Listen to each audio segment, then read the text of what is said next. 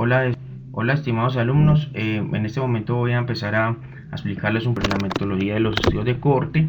Eh, Recordemos que el tallercito ya se los estoy colocando para que lo trabajen. Bueno, los estudios de cortes también son denominados como estudios de seguimiento. Recuerden que es más que todo prospectivos, donde yo voy a coger un estudio, voy a mirar mi población para mirar de qué factores de riesgo van a tener en el futuro. Voy a hacer, estos estudios son más que todo analíticos, donde yo estoy mirando o puedo hacerlo de formas.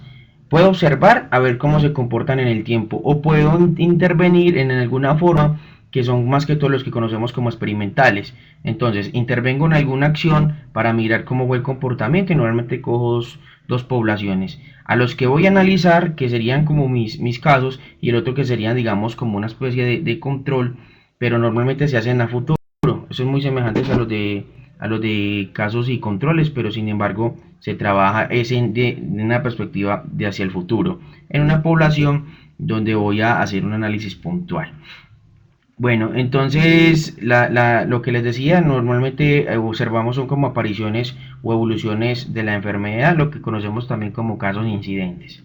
Bueno, aspectos generales, se conocen como cohortes los grupos de personas que comparten alguna característica o un factor de riesgo común y también se comparan como por ejemplo la edad, la afiliación al sistema, exposición especial en el trabajo, etcétera, y que pueden ser seguidos durante un tiempo. Normalmente recuerden que lo hacemos es prospectivos.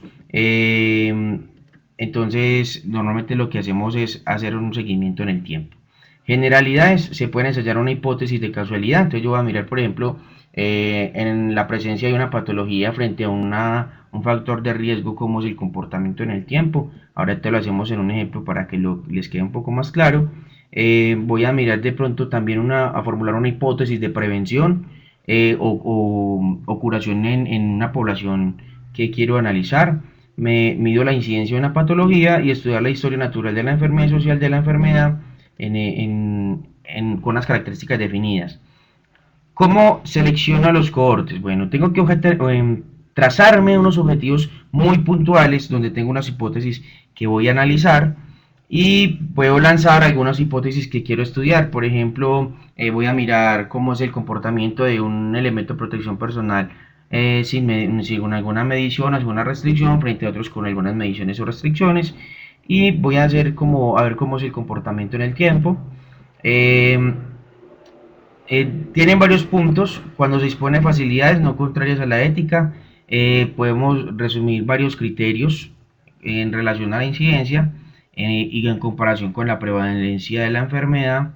Entonces, normalmente tenemos una población que es muy grande y para eso escogemos muestras.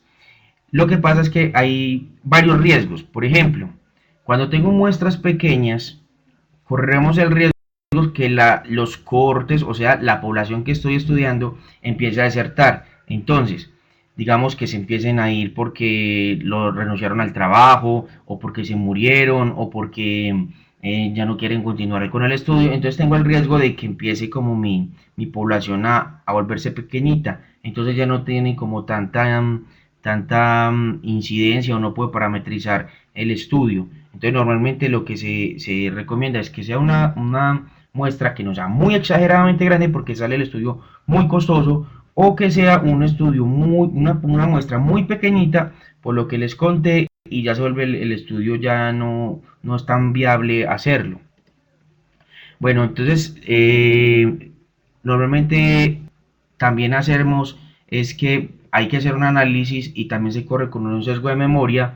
Ejemplo, si yo empiezo en el 2015 voy a analizar hasta el 2020, corremos el riesgo que en el 2020, cuando estoy finalizando los estudios y estoy analizando, no recuerde datos que pasaron en el 2015. Entonces es como el sesgo de memoria. Normalmente hacemos tiempo respuesta, también hay que no sea muy larga porque digamos nos vamos a quedar siempre observando o siempre analizando y el efecto no va a surgir. Entonces también es otro riesgo. Y también cuando hay población que es un poco inestable, que se van o alguna consideración. Consideraciones en estudios de cohorte. Hay que primero definir una población de referencia y en relación a los expuestos y los no expuestos. Definición del estado de salud de la población escogida. Establecimiento de los criterios para la definición. Debo medir el factor de riesgo en la población que se estudia. Al inicio, unas mediciones periódicas y al final. Pasa mucho con los exámenes médicos, también se pueden hacer estos tipos de cortes. Por ejemplo, cuando hacemos morbilidad sentida en una población, sirve demasiado. Criterios para la determinación del efecto, entonces planteo casos nuevos de la enfermedad en la población escogida y puedo ir analizando qué medidas o qué patologías o qué nuevas apariciones van surgiendo en relación a los trabajadores. Bueno, acá hay dos cosas, lo que yo les decía ahorita, hay estudios que son analíticos o de intervención. Analítico es cuando yo cojo mi población y los dejo que ellos en el tiempo trabajen solitos y voy analizando qué va pasando. Por el contrario, los de intervención es cuando yo tengo mi población y yo en el tiempo voy interviniendo. Ejemplo, esta población que está en riesgo, si está enfermando, le voy a colocar un elemento de protección personal, o le voy a dar un tratamiento, o le voy a dar ciertos medicamentos, entonces voy intervengo sobre mi población. Entonces esos son los que conocemos como de intervención. Bueno, en relación al análisis, normalmente, y continuamos con el mismo cuadrito 2x2, volvemos a colocar el efecto, o sea, la patología, cuando están positivos y negativos, y el total, y el factor de riesgo, cuando lo cumple o no lo cumple. Recordemos que A más B son los que están expuestos al factor de riesgo, C más D los que no están expuestos al factor de riesgo, A más C los que tienen la patología, o podríamos llamarlo el total de enfermos, o por ejemplo, un total de la población que estoy analizando, y B más D que serían los sanos, para igual al total de personas que estoy analizando, que sería N. Bueno, análisis. Volvemos a coger las mismas formulitas. A sobre A más B, estamos hablando de la proporción de incidencia de los expuestos. C sobre C más D, la proporción de incidencia de los no expuestos. A más C sobre N sería la probabilidad total de enfermar o proporción de prevalencia, o sea, los pacientes que ya están enfermando o ya están enfermos. Asociación. Volvemos acá a lo que les explicaba en clase. Acá hablamos de riesgo relativo, que es el RR, y sería PIE dividido PINE, que es lo que hallamos acá. El PIE es la proporción de incidencia de los expuestos y el PINE proporción de la incidencia de los no expuestos. Hago esa división y el resultado me da, si es mayor a 1, es que estamos diciendo que hay una asociación entre el factor de riesgo y la patología. Si el RR es igual a 1, hablamos de que no hay asociación, y si es menor de 1, hablamos de que es un factor protector. Bueno, las medidas de impacto normalmente trabajamos dos. Para el riesgo atribuible y el riesgo atribuible porcentual, cualquiera de las dos medidas me sirve. Puedo trabajar alguna de las dos, ¿sí? Siempre se trabaja una de las dos y la interpretación es igual. Y el riesgo atribuible a poblacional sería el PP menos el PINE dividido el PP, que el PP es este de acá, que es la proporción de prevalencia.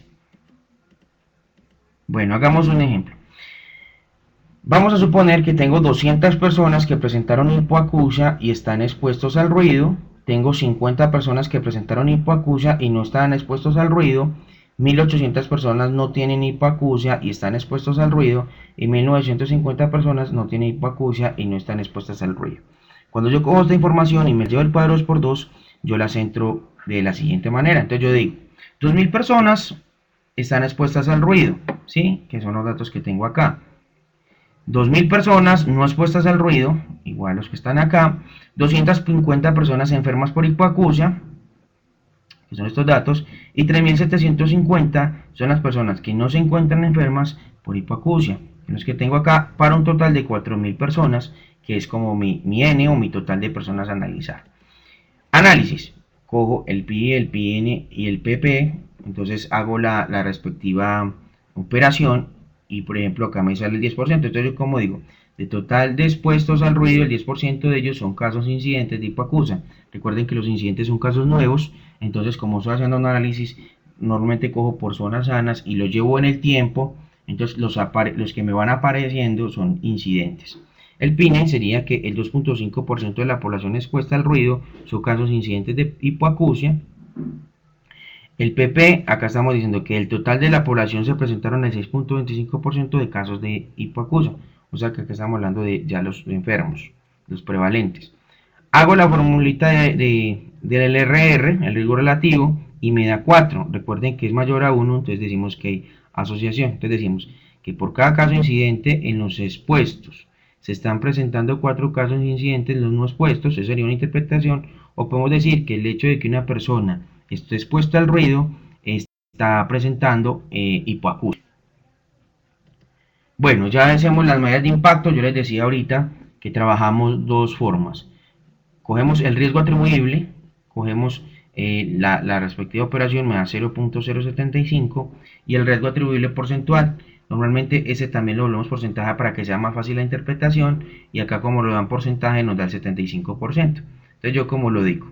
Dentro de los trabajadores expuestos al ruido se explica que el 75% de los casos de hipoacusia son relevantes al ruido, por ejemplo, para que sea un poco más central, o esta interpretación que es la más sencilla, decimos que el impacto que provoca el ruido frente a las personas que presentaron hipoacusia es del 75%. Ya por último, es la forma del riesgo atribuible a la población, que es también conocido como los RAP. Entonces hacemos la respectiva operación y decimos que el 60% de la hipoacusia es debido al ruido. El 40% restante es debido a otros factores. Recuerden que esos otros factores son los que yo voy analizando variable tras variable en relación a la patología o a la aparición de la patología. Estas son las formulitas que normalmente trabajamos en un estudio de cohortes. Recordemos la bibliografía.